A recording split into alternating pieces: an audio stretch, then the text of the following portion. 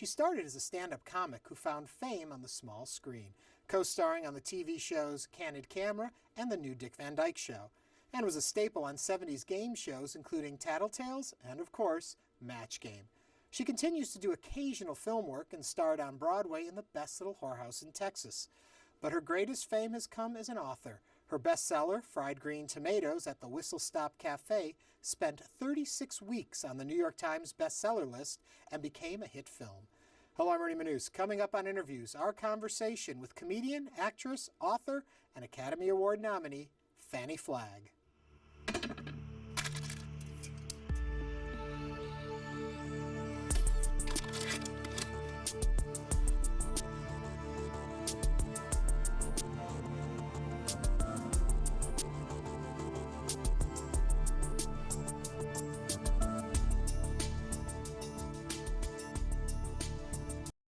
Characters alive to you? Yes, they are. And you know, only because I think the world of you that I will tell you the truth. When I'm writing books, those characters start to talk to me.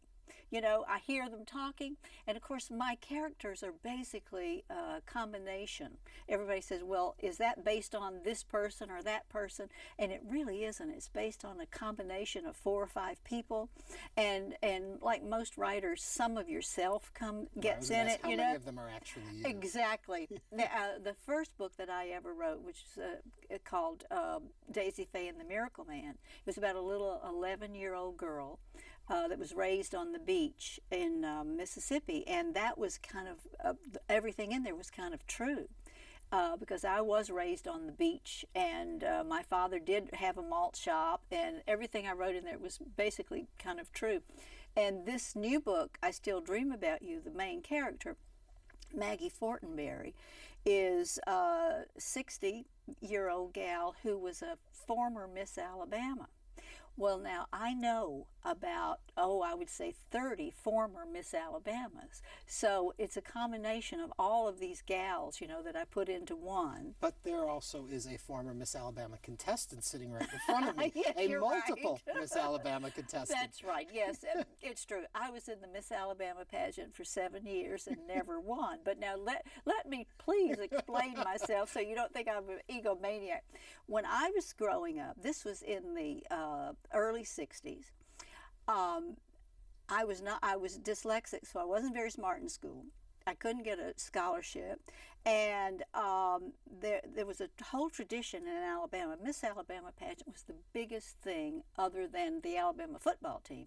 So when they had the junior Miss Alabama, and then you start at 16. So I went into the junior Miss Alabama at 16 to win a scholarship to school because I didn't have very much money. So they gave out scholarships, and that was the only way a girl back then could get a scholarship to school because they didn't have athletic scholarships or anything like that. So I went in the junior Miss Alabama pageant, wrote some silly sketch. I can't even remember what it was. I'm embarrassed to even think about it. And then I would get a scholarship to help me to go to school. And so each year I would go back in it and get a scholarship. I never intended, I mean, it wasn't my intention to win because I never could have won because you have to, Miss Alabama, I always get tickled, you know, people say, well, beauty queens are not very smart, but that particular pageant, you have to have like very good grades. It's the Miss America pageant. It's not Miss USA or whatever.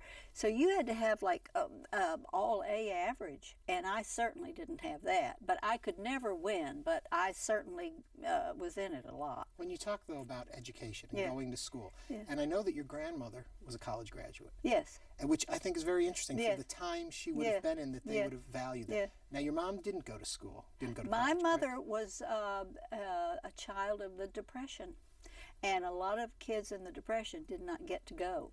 But my grandmother did. She went to Judson College in Alabama, and I don't think she finished. She met my grandfather there, who was teaching at the Marion Institute. But she did go to college, and you're right, it was very unusual at that time. Was there a lot of emphasis put on education then in your home? No, there really wasn't. I think because at a very early age, Ernie, my parents realized that there was something the matter with me. And when I say that, I mean they understood somehow. They were disappointed, but they understood that I was not going to excel in education because I was severely dyslexic and couldn't spell and couldn't do math. So I really struggled in school. So I think that they were kind enough not to pressure me, and I appreciate it to this day because they more or less let me go toward what I wanted to do, which was theater. And at a very early age, I got into theater when I was 15, local theater there in Birmingham. And I just sort of, I did go to the Pittsburgh Playhouse, which is a theater school, and I took a couple of semesters of acting at the University of Alabama. But as far as, a formal education, college education, I did graduate from high school, but that was a miracle. Did you ever worry you were dumb, not understanding what the problem was? I was horrified that I was dumb. I was embarrassed. And because I just, I could read, dyslexia affects people in different ways. I was a very good reader, but I couldn't spell and I couldn't do math, and I have a hard time knowing my left from my right. And so when I was in dancing school, I was asked to leave because they'd say, turn left, and I'd go the other way, turn right, or whatever. And to this day, I'm constantly lost. I'm lost everywhere because I can't figure things out.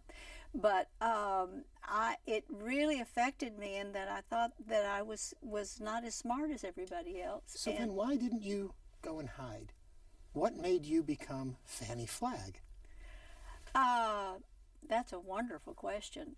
I think that I was so taken with entertainment, the plays and movies, that I wanted to be that, and I had a lot of encouragement. My father was a motion picture machine operator, and I think he always wanted to be in show business secretly, so he was very supportive of me being in the theater. And I had a wonderful mentor, James Hatcher, who was my director.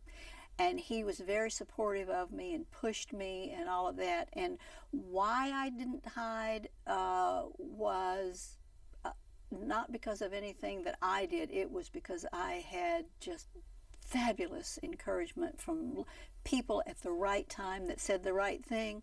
Because when I can remember when I was in the 6th grade, I developed that. I started not speaking and hiding, and I would go to school, and I remember I would put my head down on the desk, and I had a wonderful 6th grade teacher, and she sort of made me sit up, and she said, you can't help that you can't spell and this and this. And so it was because I had people that encouraged me. And I think that I wanted to, I was affected by, my mother always said I saw too many movies. Okay, then the next oddity, I think, in this little path of yours is, so you become a writer. Yes. Shall I tell you the story? Yes. Well, I don't know why I always wanted to write. So when I was in the 5th grade, I just decided that I was going to write a play. Why? I can't remember why I thought I could, but that was before I knew how really dyslexic I was. So I wrote this play called The Whoopee Girls, and it was about, I was a career girl living in New York, and my apartment was above the Copacabana nightclub. Now, where I got that, I don't know. So I was going to Catholic school, and I did this play, and they put it on, and it was amazing. They put it on the 5th grade. Of course, I starred myself and my best friend, and it was funny, and the plot was silly because at that time Harry Truman was president, and I thought Harry Truman was coming to visit me, and so I threw this huge party for Harry Truman, and of course the end of the play was that Harry Truman was an insurance salesman. Oh, I thought that was hilarious, and that was okay, except during the play, I had my character drinking something like 32 martinis, which I must have seen in a movie. That I thought that was very sophisticated, you know, to drink martinis. So the sister called my mother, and she said, my real name is Patricia Neal. And she said, Mrs. Neal, we thought the play was charming, but we're a little concerned about her relationship with alcohol. My mother said, oh, sister, she's seen too many movies. But I wanted to tell you later on how I came to find out that there was another thing that was the matter, because my name really was Patricia Neal, and I was known as Patsy. My mother called me Patsy, everybody called me Patsy.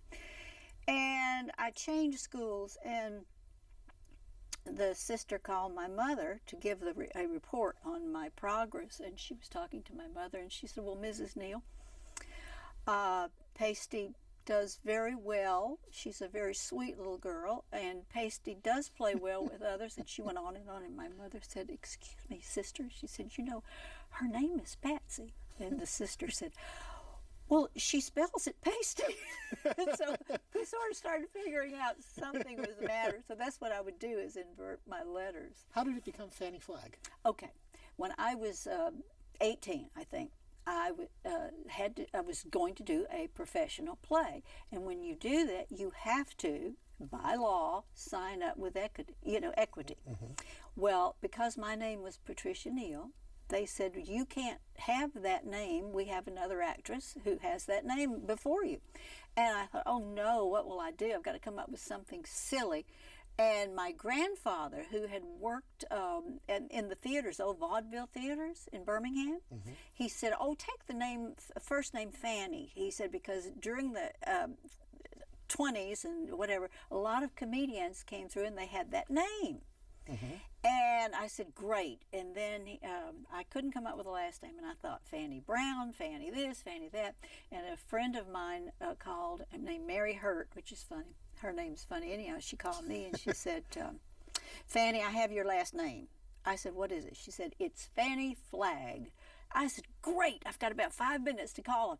And I said, where'd you get that name? She said, well, it's Muriel Dooley's grandmother's name. Well, to this day, I don't know who Muriel Dooley is. But the point of it is... But you got the name. I got the name, and I thought... I was doing comedy at the time, because I was wanting to be a comedian, and I thought, well, it's a funny name, so people will laugh before I even come out, right? Mm-hmm. Never dreaming that one day I would grow up and want to be a serious writer. So I'm stuck with Fannie Flagg. So there you go. I think a lot of people, when they think of you, they think of writer, mm-hmm. but then when they think of you, they also think of TV character, actress, all of that. And Candid Camera comes into it. Yes. But what a lot of people might not know is that you wrote for Candid Camera. Yes, I did. That's how I did. How that happened. And I'll tell you, I'm glad you asked me about that, because that came into play because I couldn't write this way. I was hired, I went to New York, and I wrote some material.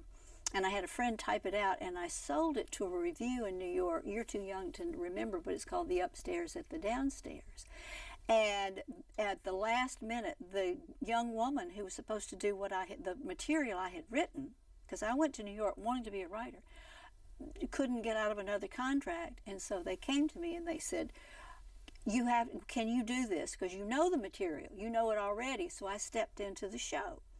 The opening night, Alan Funt came, and he saw that I had written the material, and he asked me if I would come and be a writer. And I said, well, what does that entail? He said, well, you just sit in a room and throw out ideas. And I thought, that's not writing. So I became a so-called writer, but I really didn't write things down. Right. See, so that's what I really wanted to do. Well then, Ernie, I wrote a thing. And the next, a sketch about a woman who was, I think was a truck driver or something. Back then, that was unusual. And again, the gal that was supposed to do the sketch didn't show up. So Alan said, oh, you wrote it, so you go in there and do it. So what happened was, on my way to become a writer, I sort of fell into the acting. And did well with that, and I sort of got away for a while from what I really wanted to do. Yeah. And then in 1975, I had been doing a lot of game shows and things like that, and I was getting sort of thinking, where is this going and all that. In 1975, I moved to Santa Barbara, California, and the first day I was there, I noticed on aren't you glad you asked? I noticed on a poll, and it said Eudora Welty, the famous Mississippi writer, short story writer, was coming to speak at the Writers' Conference. And I thought, I'd give anything in the world to hear her speak. So I went to the Writers' Conference, signed up for the whole, 4 days. And I went there. And I was so excited about being there, and I sat in an auditorium with all these, I just thought they were all, must have been professors and brilliant and all that, and they had their papers and everything. And the man came out and he said, welcome writers to the Writers' Conference. And he said, this year our short story contest, you have to have your story in 3 days. I didn't know that was part of it. And he said, and we have a one-word theme, and that theme is childhood. And so I noticed everybody got out their pencil and they wrote childhood. And I got out my pencil and I think I wrote childhood. And so I thought, oh no, I've got to have this thing in or they won't let me come see Eudora Welty. So I ran down to the drugstore and I bought one of those little spiral notebooks, So I thought, childhood. And so I started writing as this little 11-year-old little girl, and I thought, if I make mistakes, they'll think I did it on, the child didn't know how to spell or grammar or whatever. So I turned it in. And at the end of the conference, the last day, I saw Eudora Welty speak, and it was just wonderful. And then that morning, they said, come back, and we're going to hand out the prizes. And I came back, and I won first prize, and Eudora Welty handed me the prize, and it was just, I couldn't believe it. I was at once so thrilled and horrified because I felt like I had faked them out, Yeah. And the story was sent to an editor in New York, and he came out and he said, I want to talk to you about your writing, and I thought, okay, and he said, what we'd like for you to do is we'd like for you to develop that short story into a novel. And I burst into tears and I said, I am so sorry. I can't do it. I can't spell. Yeah. And he looked at me and he said, well, honey, why do you think we have copy editors? And I went, really? You found your place. And I said, I don't have to know how to spell. He said, no. He said, most writers don't do well. And I didn't know that. And so then I started writing, and then I just fell in love with it. And so then they did Fried Green Tomatoes, did the movie, and that helped me a great deal in terms of my writing career because I got more offers to do more books, which I probably wouldn't have had they not done that movie. Yeah. So it was a long way around, but I finally got to what I think I'm supposed to be doing because I enjoy it so much. And I think the only downside for me is that it's so lonely, and you know that, Ernie, how sad it is to sit in a room all by yourself. So most writers, when they have to go out on a book tour, they're sad about it. I can't wait. Yeah. You get to get out. Ever feel bad? And I know it's not totally left behind. Yeah. You still make appearances and such, yeah. but leaving that professional performer person behind. I don't. I had a wonderful time when I was doing it, but really, I think I was so lucky because, as you know, men and women now, as you get older, you don't have much of a career. It's few and far between, and particularly for women. So I am so lucky that I have a second, how you find your second profession? I was able to find a second profession that I just adored, that I can do for the rest of my life, and when it's hard. Like if I was trying to act now, I think it'd be hard to get a job. Well, before we get into all of the writing, I do have to ask, Match Game. Oh my God, hilarious. But something that I never thought about, Yeah. but when you talk about Yeah. being dyslexic, Yeah. Did you worry writing down your answers? Yeah, and people used to laugh, and I pretended I did it on purpose. And it's so funny now, when I was doing Match Game, I was 30, maybe 29 or 30, or maybe even in my early 30s. And at that point, I still didn't know what was the matter with me. And I had been doing the Match Game for about a year, and a school teacher somewhere, somewhere in the Midwest, wrote me a letter, and she said, I noticed you're dyslexic, so-and-so, and I didn't even know what the word meant. And I looked it up, and then I went to get tested, and that was the first time I knew what it was, because we didn't know what it was, you know. No, but it really, people just thought it was, you were just stupid, you know. And so then I knew what it was, but I was embarrassed about it. Strangely enough, I didn't want to talk about it, didn't want to tell anybody. And an actor somehow found out that I was, and he called me up. And he said, Fannie, we're doing a calendar for people with dyslexia, and I want to put your name on it. And I said, I'm embarrassed about that. Please don't, blah, blah, blah. And he said, it's not for you, Fannie. It's for kids. It's to encourage other people. And I thought, oh, okay. I was being so selfish and self-centered, thinking about, myself. So I did. And then a year or two later, I won an award from the Lab. It's LAB school in Washington, which is a big school that they have now for people with learning disabilities. And I went there, and that year they were honoring about 4 or 5 people.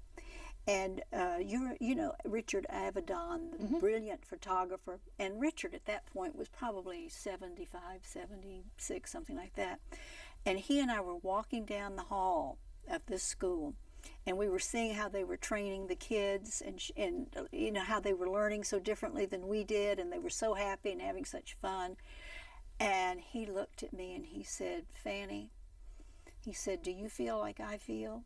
And I said, I think so. And he said, yeah. He said, I'm so happy for these kids, and yet I'm kind of so sad I didn't have this. And he looked at me and he was so sincere. He said, you know, he said, I've been a huge success. He said, but I still feel dumb. And that's how it affected us. And I still feel, you know, a little bit that way. The success of Fried Green Tomatoes, the book, did that help alleviate it? Did it say, I've arrived? Because it wasn't just a successful book. It's a huge hit. Huge hit, Still continues on today. Yeah. When you look at that, does that at least validate all of the struggle? I know what you're saying, and there is still, as hard as I tried, there is still a part of me that is insecure. Really? And still embarrassed. Yeah, and I wish it weren't so, but it's true. And I still feel a little less than, because I feel like if I had just been able to get a degree in English, you know, I might have been better, or you know what I mean? But now I have friends that say, well, honey, you know, if you had a degree in English, you might not have been able to write as simply as you do, you know, to appeal to mass audiences, which is what I want to do. I don't want to be an academic, but then your book is taught in schools. I know. I know.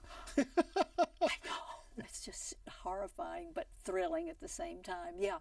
Seeing it turned into a film. Yes. How do you react to that as the parent of it? You know, it's taken on a different life. Totally. It was unbelievable. I'll tell you a story. I was sitting, as you know, in a room that book took a long time because nobody wanted that book. People did not want a book because I submitted it to the first publisher, and they said, no, we don't want a book about an old lady in a nursing home. We don't think that'll be, we're not interested. So I didn't get an advance. So I worked on that book just with no money, no job. And when finally they bought it, and John Avnet bought it as a movie, I was the only one that had been living with those characters. And they were filming down in Georgia, this little town in Georgia, and they were building the sets. And John called me and he said, come on down to Georgia because we'll, work on this thing, because I had written the screenplay. He said, come on down and be with us on the set. And I took a plane. It was Sunday, and the driver from Universal picked me up, and he said, do you want to stop at the set? And they're doing a little something. And I said, yeah, I'll go down there. And I walked in, and there was this street, and all of a sudden, what had been only in my mind, there was the town, and there was Sipsy, and Iggy and Ruth and all these people walking down the street, and it was like I felt like I had walked inside my book. It was surreal. And so funny. It's not just seeing it on the screen. You saw it in real life. Yes, I saw it in real life, and I'm going, oh my gosh, I can't believe it. And it's so funny because the people that you have in mind are not the people necessarily that other people have in mind. Because I had a specific lady, like for the older lady, Mrs. Threadgood, I had a big kind of country big bone woman, and then Jessica Tandy was little and teeny, so that was kind of hard for me because it was not the person that I saw, but now people that see the movie, that's fine, That's who they have now. Yeah. We are out of time. Well, I can't believe it. I talked your ear off. I am so sorry. It was a pleasure. Thank you so much for sharing all your stories that you have over the years, and we look forward to what you have for us next. Well, I thank you so much. Thank you very much. Thank you, honey. Fannie Flagg.